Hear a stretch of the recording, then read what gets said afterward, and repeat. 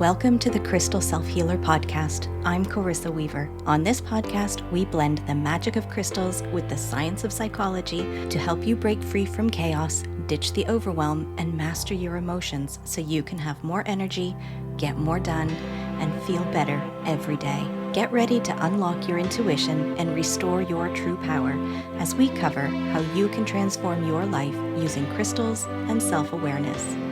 Are you ready to get started? All right, let's go.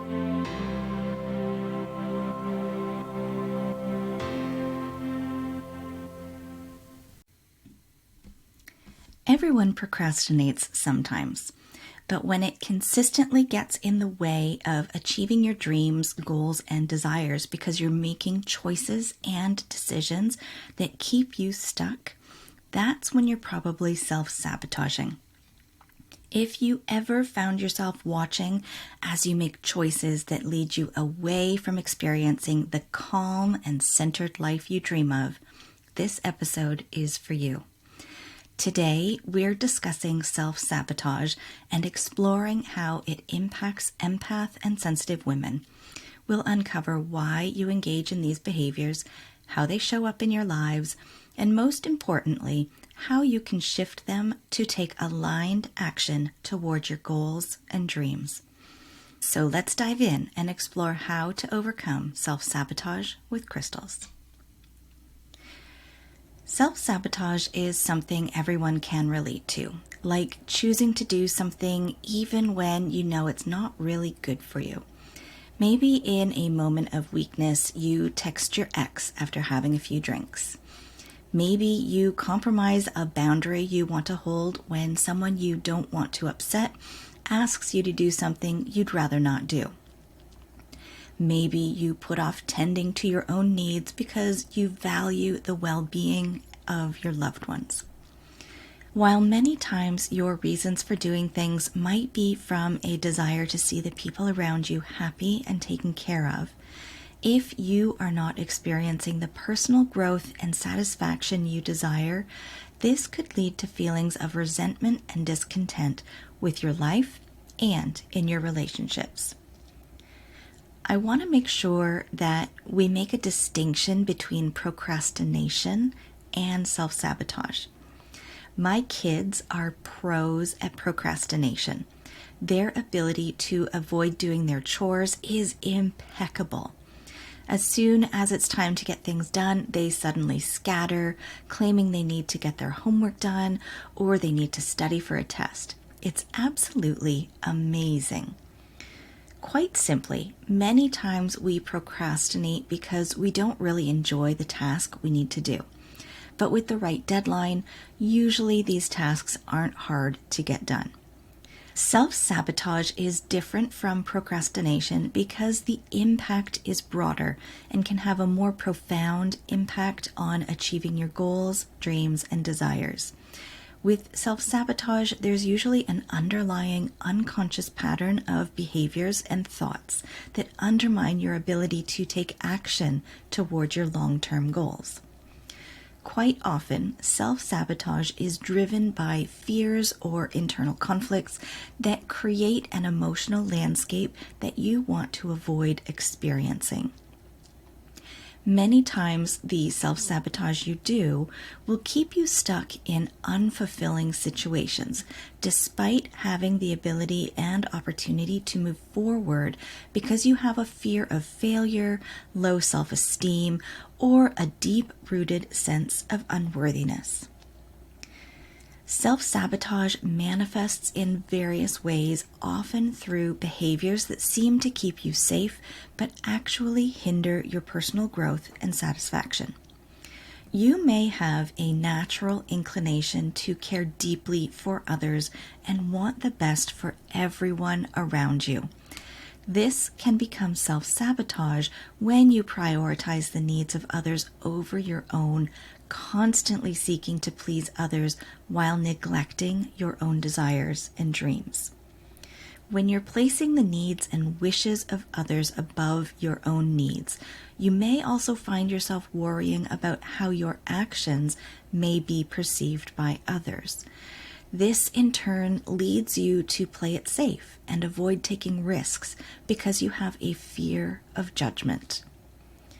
You may find that you're constantly analyzing your decisions and potential outcomes, resulting in analysis paralysis.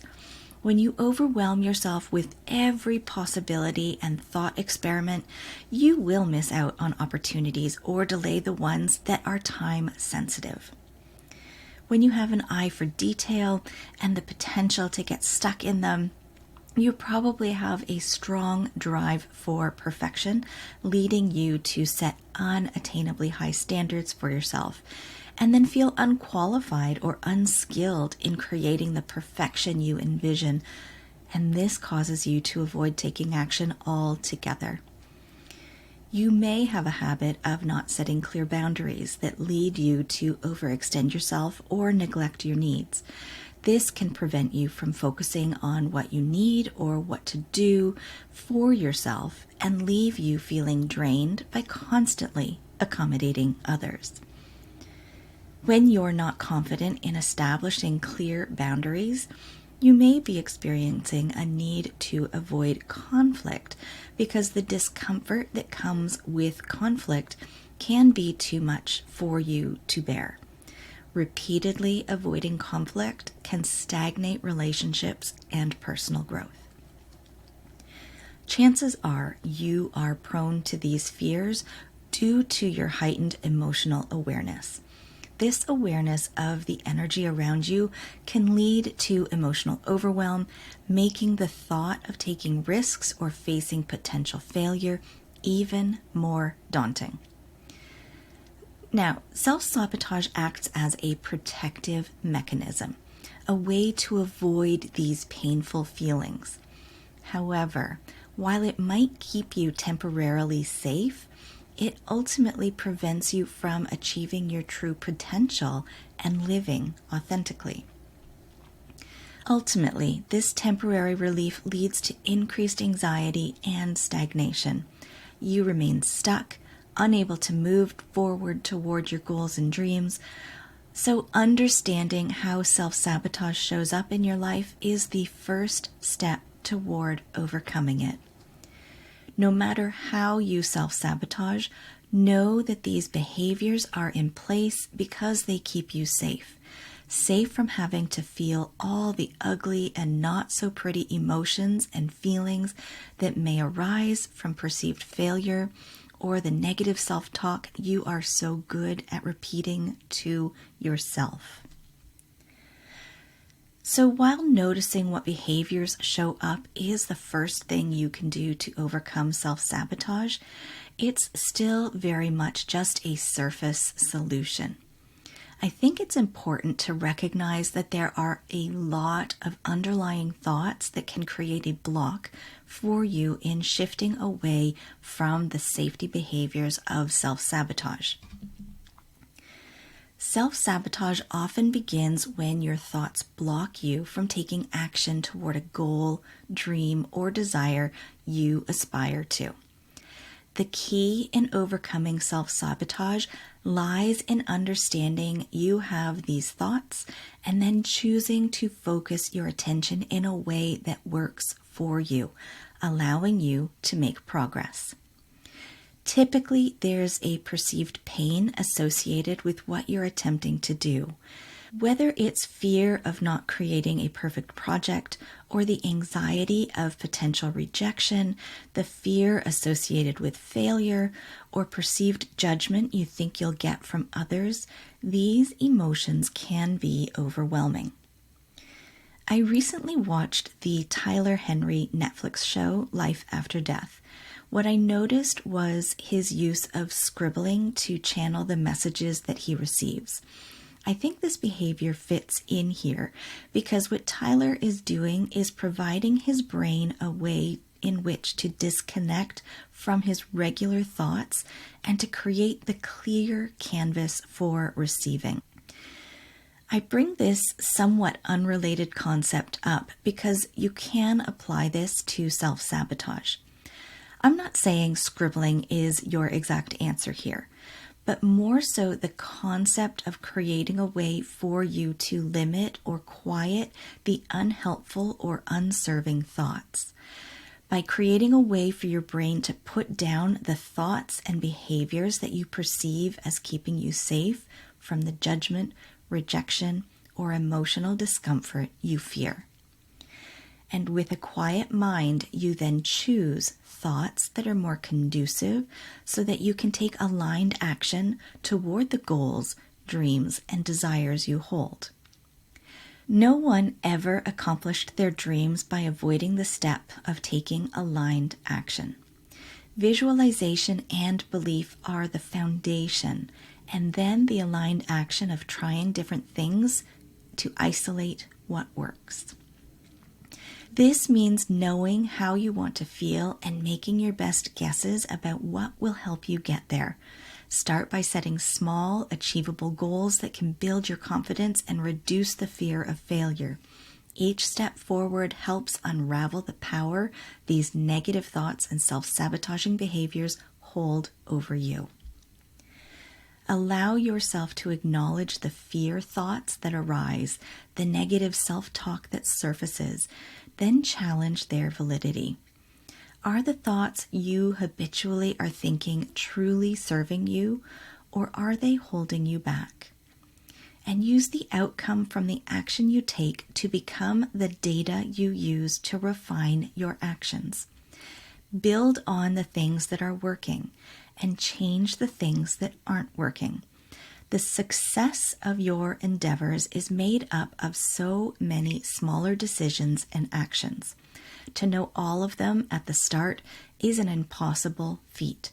So letting go of that expectation and allowing curiosity to prevail will be really helpful. I invite you to use the Charmed Morning Ritual worksheet to help you start moving toward your goals, dreams, and desires.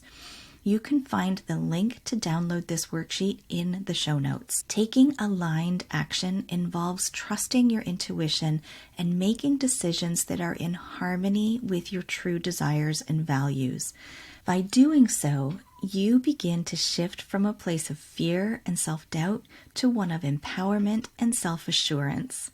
Overcoming self-sabotage is a process, and each time you take aligned action, it brings you closer to your goals and dreams. If you're looking for a crystal that will support you in overcoming self-sabotage, I'm going to offer chrysocolla as an option here. As many of the behaviors you undertake in self-sabotage are rooted in a previous hurt or negative experience, chrysocolla promotes emotional healing, which can help you overcome the negative emotions that often lead to self-sabotage. Chrysocolla is associated with the throat chakra, which will help you articulate your needs, boundaries, and desires more clearly. With the ability to clearly communicate, you'll experience more honest interactions and a heightened ability to find resolution of misunderstandings. Chrysocolla can help foster self-acceptance and compassion, which can be helpful for anyone struggling with perfectionism or a fear of failure. By helping you hold a healthier self-image and gentleness towards yourself, you'll be more willing to pursue your goals with confidence. The calming energy of chrysocolla helps to reduce stress and anxiety, which we know is part of self-sabotaging behaviors. If you no longer feel controlled by these negative emotions, you'll be able to hold a more balanced perspective and the ability to approach situations with a clear mind. Chrysocolla is also associated with goddess energy that you can draw on to promote inner strength when you need to prioritize yourself and hold your boundaries. Now is the time for you to take aligned action toward your dreams, goals, and desires. I invite you to choose one small step you can take today that moves you closer to what you truly want in your life. Whether it's setting a boundary, pursuing a passion project, or simply practicing self-care, take that intentional step. Use the Charmed Morning Ritual worksheet to help you break free from your patterns of inaction and self-sabotage. You don't have to navigate this journey alone. If you're ready to receive personal support and guidance to overcome self-sabotage, reduce your anxiety, and live a more empowered life, I'm here to help. You can learn more by visiting my website, or you can reach out to me directly through the links in the show notes. Today's episode has been brought to you by Chrysocolla and Aligned Action.